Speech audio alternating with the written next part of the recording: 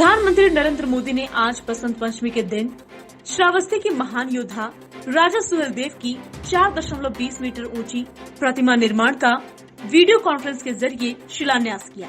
उत्तर प्रदेश के मुख्यमंत्री योगी आदित्यनाथ भी इस दौरान मौजूद रहे। प्रधानमंत्री ने बहराइच की चित्तौरा झील के विकास कार्यों का भी शिलान्यास किया। इसमें महाराजा सुहेलदेव की एक घोड़े पर सवार प्रतिमा की स्थापना, कैफेटेरिया, अतिथि गृह और बच्चों के पार्क जैसे विभिन्न पर्यटक सुविधाओं को शामिल किया गया है। महाराजा सुहेलदेव के बारे में कहा जाता है कि 11वीं शताब्दी में महमूद गजनवी के सेनापति सैयद सालार गाजी को मार गिराया था। महाराजा सुहेलदेव की पहचान मुस्लिम आक्रमणकारी को हराने की है। आरएसएस के सह संचालक मोहन भागवत बिहार दौरे पर हैं। सोमवार को उन्होंने मुजफ्फरपुर के कमल बाग चौक पर संस्कृति उत्थान समिति की ओर से निर्मित मधुकर निकेतन के नए भवन का उद्घाटन किया। इस दौरान उन्होंने कहा कि हम सबके हैं और सभी हमारे हैं। यही भारतीय संस्कृति है। हम डंडे वाले नहीं, प्रेम की संस्कृति में विश्वास करते हैं। यही वजह है कि हम पूरे विश्व को अपना परिवार मानते हैं। मानवता की रक्षा और देश की रक्षा हमारा धर्म है। अयोध्या में विराजमान रामलला के लिए बसंत पंचमी के मौके पर खादी के कपड़े की ड्रेस तैयार की गई है। ये ड्रेस उत्तर प्रदेश खादी और ग्राम उद्योग बोर्ड के सहयोग से फैशन डिजाइनर मनीष त्रिपाठी ने बनाई है। मंगलवार को मनीष त्रिपाठी खुद मुख्यमंत्री योगी आदित्यनाथ की तरफ से अयोध्या पहुंचकर रामलला के मुख्य पुजारी सतेंद्र दास को सौंपी। रामलला के अलावा माँ सीता, लक्ष्मण व हनुमान को खादी से बनी डिजाइनर ड्रेस पहनाई गई है। इससे पहले मनीष त्रिपाठी ने ड्रेस मुख्यमंत्री योगी आदित्यनाथ को सौंप दिया था। पुजारी सतेंद्र दास ने बताया कि रामलला दिन के हिसाब से ड्रेस पहनते हैं। सुप्रीम कोर्ट के पूर्व न्यायाधीश पीवी सावंत का सोमवार सुबह पुणे के बानेर स्थित उनके आवास पर निधन हो गया। वह 90 वर्ष के थे। उनकी बेटी सुजाता माने ने बताया, सोमवार सुबह करीब 9:30 पर कार्डियक अरेस्ट के बाद उनके आवास पर उनका निधन हो गया। उनका अंतिम संस्कार आज पुणे के बानेर इलाके में किया गया। न्यायमूर्ति सावंत 31 दिसंबर 2017 को पुणे में एल्गार परिषद के सम्मेलन के सह संयोजकों में से एक थे। शहर में विद्यार्थियों के बीच सरस्वती पूजा का उत्साह तो है ही, राजनीतिक गलियारों में भी खूब चहल पहल है। पहली बार विधानसभा की लाइब्रेरी में सरस्वती पूजा का आयोजन हुआ है। मुख्यमंत्री नीतीश कुमार, पूर्व मुख्य सचिव अशोक कुमार सिन्हा के आवास पर आयोजित सरस्वती पूजा में शामिल हुए हैं। उनके साथ शिक्षा मंत्री विजय कुमार चौधरी भी मौजूद थे। इस दौरान सीएम नीतीश कुमार ने विद्या की देवी मां सरस्वती की पूजा अर्चना की। मौके पर सीएम नीतीश कुमार ने सबको पूजा की बधाई दी और कहा कि सबका ज्ञान बढ़े।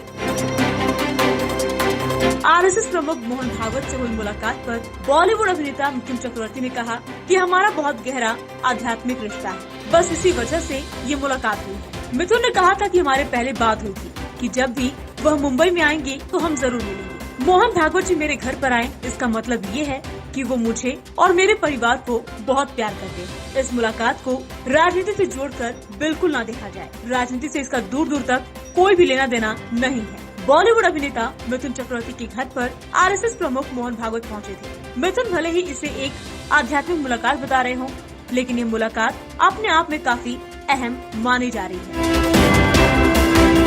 पूर्वी लद्दाख के पैंगोंग त्सो के उत्तरी और दक्षिणी किनारों से भारत और चीन की सेनाओं की वापसी प्रक्रिया योजना के मुताबिक चल रही है और अगले 6 से 7 दिनों में वापसी की प्रक्रिया पूरी होने की उम्मीद है। ये जानकारी सोमवार को रक्षा सूत्रों ने दी। सूत्रों ने कहा कि चीन की पीपुल्स लिबरेशन आर्मी ने कई बंकर, अस्थायी चौकियां और अन्य ढांचों को उत्तरी किनारे वाले इलाकों से हटा लिया है। चीन की पीपुल्स लिबरेशन आर्मी ने उत्तरी किनारे वाले इलाकों से कई बंकर, अस्थायी चौकियां, हेलीपैड और अन्य ढांचों को हटा लिया है। चीनी सेना क्षेत्र में अपने सैनिकों की संख्या धीरे धीरे कम कर रही है।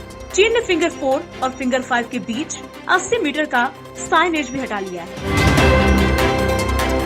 मध्य प्रदेश के सीधी में बड़ा हादसा हो गया। करीब 54 यात्रियों से भरी बस बाणसागर नहर में गिर गई। अब तक 42 शव मिल चुके हैं। 6 लोग बचा लिए गए हैं। ड्राइवर खुद तैरकर बाहर आ गया। उसे हिरासत में लिया गया है। अधिकारियों ने मृतकों की संख्या 45 से ज्यादा होने की आशंका जताई है। कुछ शवों के बह जाने की बात भी सामने आई है। बस सीधी से सतना जा रही थी।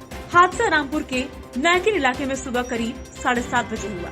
हादसे के 4 घंटे बाद लगभग 11:45 पर क्रेन की मदद से बस को बाहर निकाला गया। नहर की गहराई 20 से 22 फीट बताई जा रही है। जिस वक्त हादसा हुआ तब बहाव तेज था, लिहाजा यात्रियों को संभलने का मौका नहीं मिला। मृतकों में 12 छात्र भी शामिल थे। मुंबई पुणे एक्सप्रेसवे पर खपोली के पास भीषण सड़क हादसे में 5 लोगों की मौत हो गई, जबकि 5 यात्री घायल हैं। मृतकों में 3 महिलाएं, 1 बच्ची और 1 पुरुष शामिल है। यहाँ मुंबई जाने वाले रास्ते पर फूड मॉल के पास एक टेम्पो, ट्रक, ट्रेलर और 2 कार के बीच जोरदार टक्कर हो गई। मृतकों में सभी 5 लोग दोनों कार में सवार थे। हादसे में घायल 2 लोगों को पनवेल और 3 को वाशी के हॉस्पिटल में एडमिट कराया गया है। टिकरी बॉर्डर पर एक कैंप में रोटियां सेक रहे शांति अब अपनी सुरक्षा और सहूलियत को लेकर निश्चित है। अब वे जिस कैंप में हैं, उसमें पक्का टॉयलेट, गीजर लगा बाथरूम, सीसीटीवी कैमरा और सबमर्सिबल पंप है। 3 कृषि कानूनों के खिलाफ दिल्ली में चल रहे किसान आंदोलन को अब तक 2.5 महीने से अधिक वक्त बीत चुका है। न सरकार पीछे हटने को तैयार है और न ही आंदोलनकारी किसान। दोनों के बीच रास्ता कसी चल रही है। इन सब के बीच बॉर्डरों पर अब किसानों के पक्के निर्माण दिखने लगे हैं, जिनमें घर की तमाम सुविधाएं मौजूद हैं।